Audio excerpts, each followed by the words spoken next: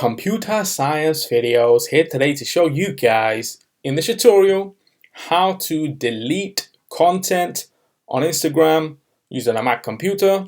Without further ado, let us start the video. So in this tutorial, you need to have access to a Mac computer as well as an account for Instagram, and should have posted to the account whether it's a video or a photo. We can now start the tutorial.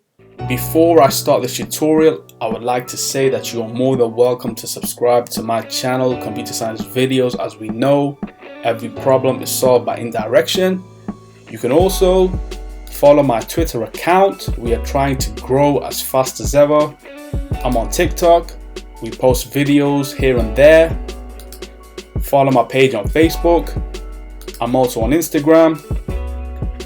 You are more than welcome to support me on PayPal. Let's now focus on the video.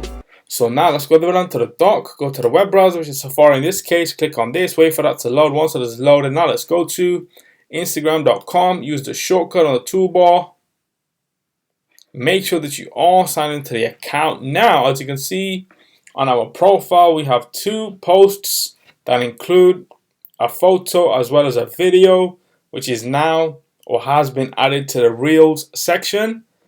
There we go. So let's go back to posts. Let's click on the image that was posted 2 days ago as part of a test for the official Computer Science Videos account on Instagram. Go to the top right corner where we have the three dots. Click on this.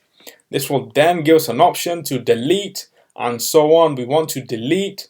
For the purpose of this tutorial, click on delete. Delete post. Are you sure you want to delete this post? Yes, we are very sure.